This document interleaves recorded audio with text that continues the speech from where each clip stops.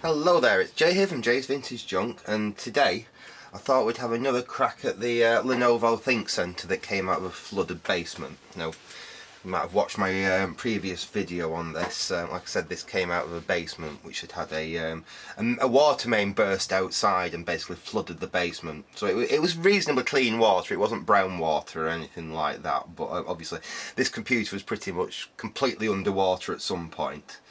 Now I have let everything dry out, and in the last video I did a bit of a clean on this board, and we tried powering it up, but we got fan spin, but that was it. That was the only sign of life we got from it. Now, some of my viewers have left me some really good comments actually. These aren't something that I'm all that familiar with. I'd much rather be fixing a Spectrum or something like that, to be honest. But this computer would be incredibly useful to me if I can get it working. And basically what I'm going to do in this video is just go through a few of the suggestions that people have actually made on this thing. And actually, to be honest, even if I can't get this board working, I went online and I've actually found, I presume it's a company because they've got quite a few of them. Basically they're breaking some of these up, and they're selling just the bare motherboard is in a tested and working order, and they're 15 quid. So even if I can't get this board working, it's worth throwing 15 quid at this computer and just getting a known working main board. But before I do that, I will have one last attempt to see if we can actually get this board to work. Now, one thing that someone did say to me was about the battery there, that sometimes if the battery's completely flat or it's shorted, that could actually be pulling one of the voltage rails on the board down, and that could be causing issues. I have actually tried running it with the battery completely removed, actually just after I'd finished filming last time. I popped the battery out and tried it like that. That made absolutely no difference whatsoever. I've actually pulled that battery out and it's showing about 2.5 volts. So although it's not a fresh battery, it's still within tolerance to actually work really. So I don't think that's the issue. I've had a good clean up round there as well. What I think might be a thing, what a few people have commented on, is that I really need to clean like the RAM slots and under the CPU properly, because that could actually be the issue. It could be something that's like residue from salts in the water and stuff, which has actually coated those. So that's what I thought we'd have a quick go at today. I'm going to, I am fully anti-staticked up. We'll pull the RAM out. And what I'm going to have a go at doing is actually just cleaning along there, and I'm going to squirt some cleaner actually in the RAM socket, and I'll try both sockets and move it about a little bit and see if there's any basically mess in there which is causing the issue. I also have some more compatible RAM which I've found in my RAM stocks over here, so we could try another stick of RAM if we really want to. The other thing to try is obviously exactly the same but under the CPU. Now unfortunately this isn't really a very good CPU. I thought this would be something like an i3, being a low-end office computer, but it turns out there was, for the same on the same platform as the i3, i5, i7, there's actually I think all you can describe it on, even though it's not called a Celeron, it's basically what replaced the Celeron. So it's a really low-end processor, very low end. As in, it's only got 2 cores rather than 4, and it doesn't support hyperthreading. So even my old Xeon upstairs that is my workhorse PC, it's what I do all my editing and everything on. I mean, that's ancient, but even that supports hyperthreading. Right, we'll get that back off. But I mean, that's not a major issue, because to be honest, the price of processors of this generation, they've dropped ridiculously low. I can get an i5 for under 20 quid, quite a decent i5 for under 20 quid. I think I've actually got one somewhere that I took off out of a scrap computer, but it's a case of finding it. And I'm not actually 100% sure if that CPU works. I think it does. But what we will do, let's pop out the CPU. In fact, let me clean that thermal grease off again. I mean, that thermal grease is nice and pliable. We could just stick it back on, but to be honest, it's horrible and messy. So I've got plenty. So we'll clean off what we put on before. This Arctic Silver.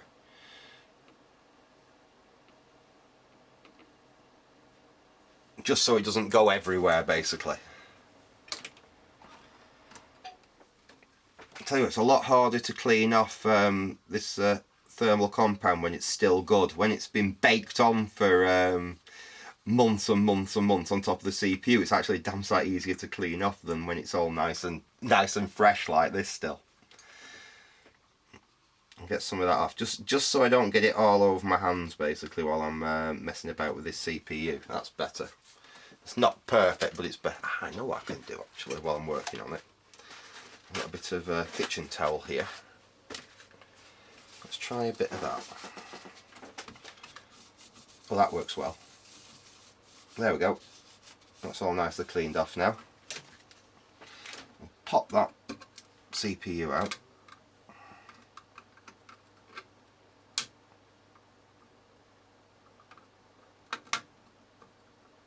There we go, that's out. Ooh. That's just a bit of my actually, looking at that CPU, it does look a little bit, I can see we can make this out, but there is a little bit of discoloration around some pads around there. I can just make out as I tint it in the light, there's some pads there and they're not looking quite as clean as the others. So let's put that to one side. In fact, let's put that there. And what I'm going to clean them with, you saw me using just straight IPA in a squeeze bottle there.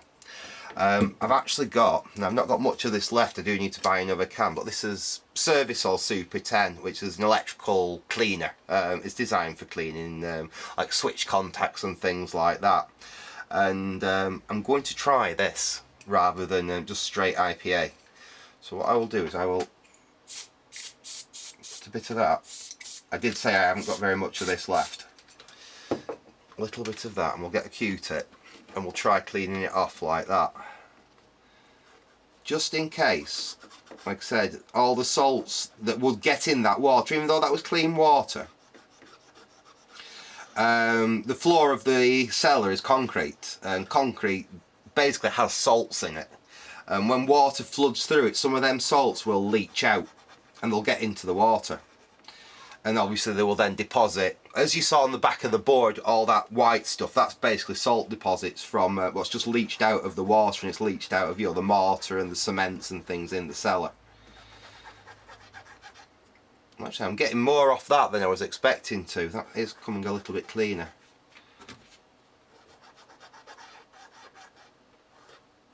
Yeah, so I wonder if there was a little bit of like a salt deposit or something that has got onto that.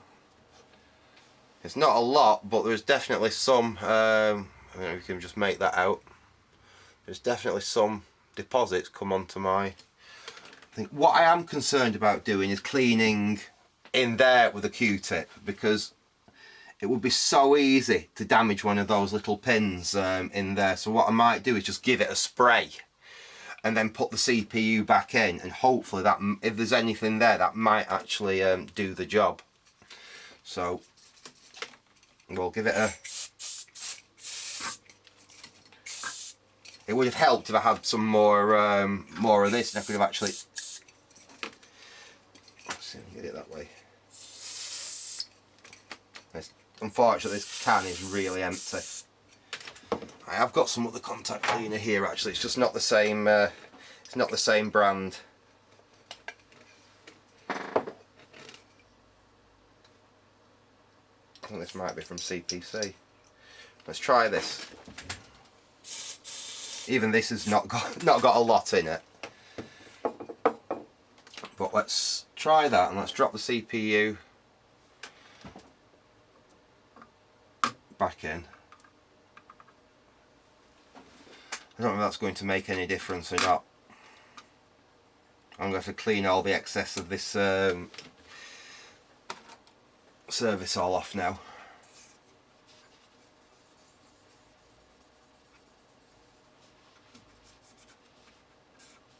So I'm not the end of the world if none of this works, because of how cheap a replacement board for this thing actually will be.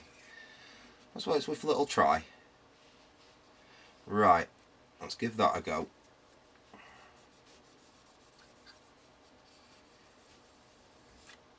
And again with the RAM, got the RAM there. And quite a lot of muck has come off that.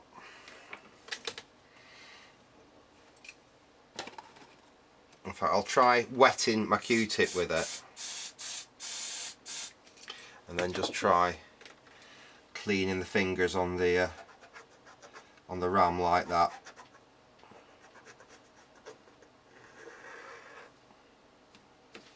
Not a lot's come off there, but a little bit. There is obviously a little bit of some kind of residue on there. That's coming off. Try that side as well. Ew. Actually, there's more come off that than I was look at that. There's more come off that than I was expecting. There's quite a bit of muck on there. I'll give that a clean off. Yeah, that's pretty filthy.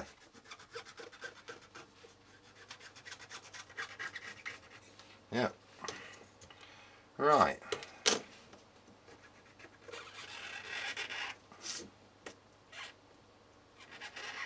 There we go. Let's try that.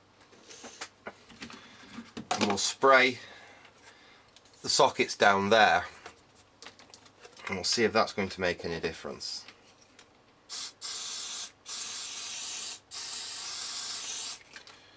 We'll get the RAM. And we'll try... In fact, we'll try it in both slots as well, so we can clean out both slots. But we'll just put the RAM in, pull it out, push it in, pull it out. And we just try to use basically the RAM to see if we can clean if there is any detritus in them slots. This one should be the dirtier of the two, because for the simple fact this one didn't have a RAM stick in it. That was the one that had the RAM stick in it when I got the computer.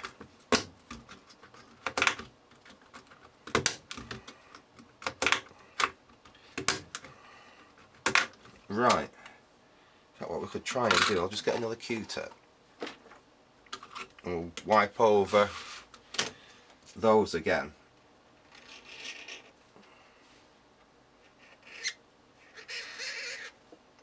Yeah, there's a bit of residues come off there.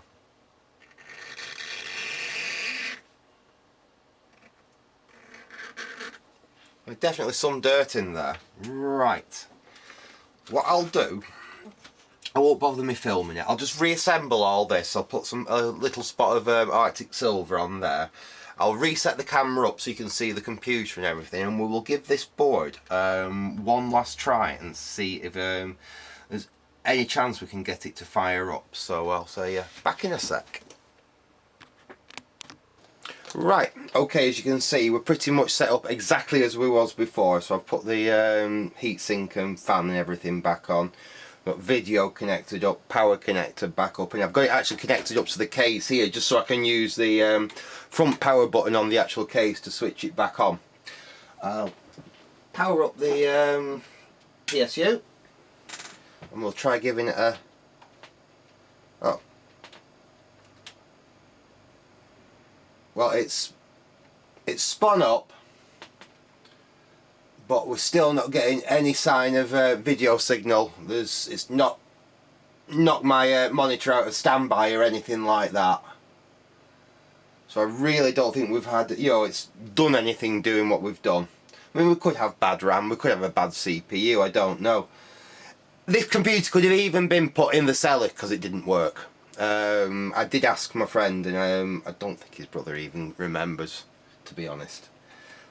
Now, is it gonna... Because the other thing it wasn't doing is when you repress the power button, it wasn't turning back off, so obviously even though it powered up with the on button, you couldn't shut it back down, it just stayed in this state, and it seems like that's not changed or anything.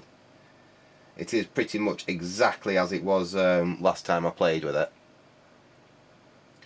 No, nothing's changed there.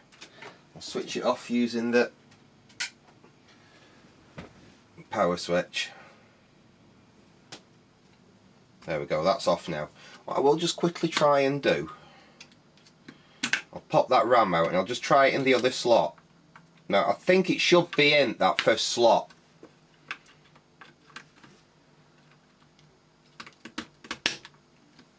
But we'll try it in that slot just in case.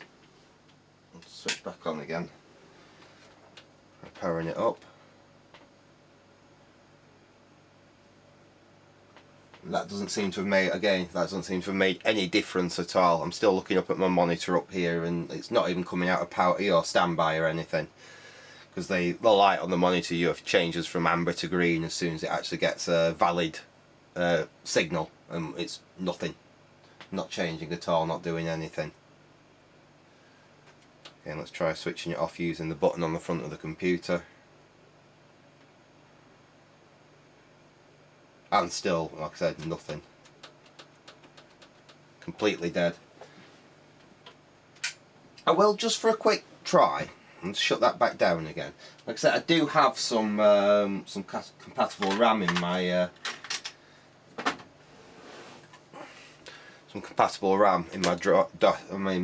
drawer here. So I'll pop that stick out. And we'll just try this. Like I said, I can't expect it to make a difference. I think it is, the motherboard's just no good. But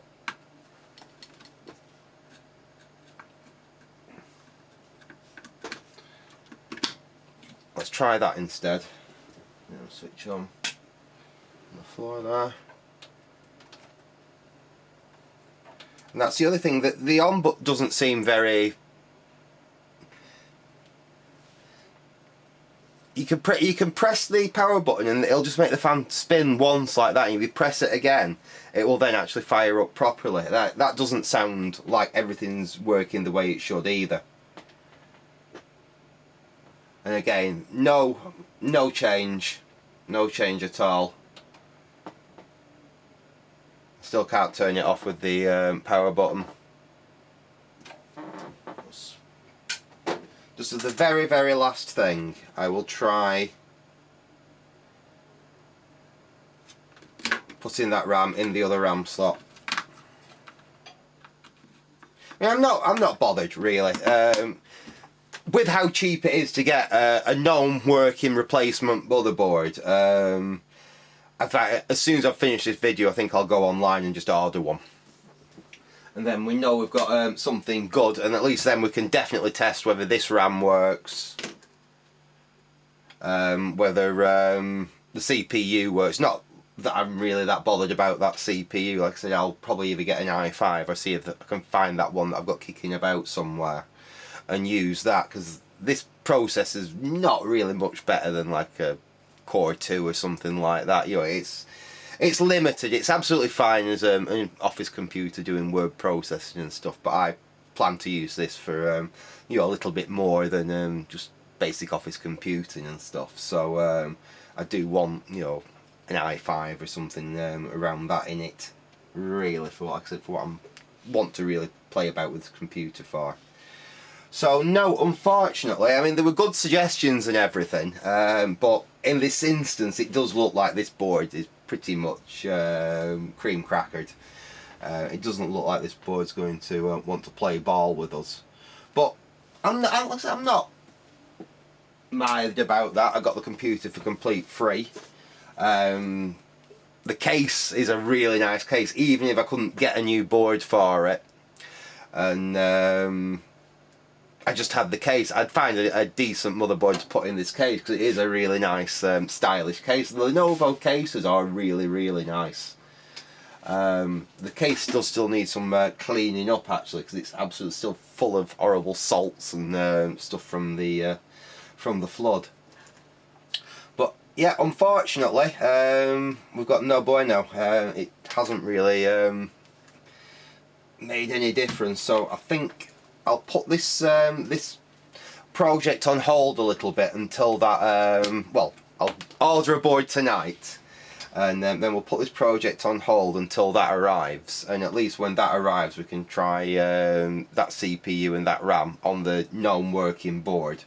If that all works all well and good, and we can actually carry on with you know, doing something with the case, because the case is going to need a lot of cleaning out and sorting out. We even have a hard drive in here which has definitely been underwater, so it'd be interesting to see whether there's any signs of life from that hard drive. Again, I'm not worried about the hard drive any way, shape or form. I have got loads and loads and loads of serial 88 hard drives, you know, 500 gig or so, which would be absolutely fine for this computer. So I'm, like I said, I'm not mithered if the hard drive doesn't work, but it'd be interesting to see whether actually that that has survived being submerged in water.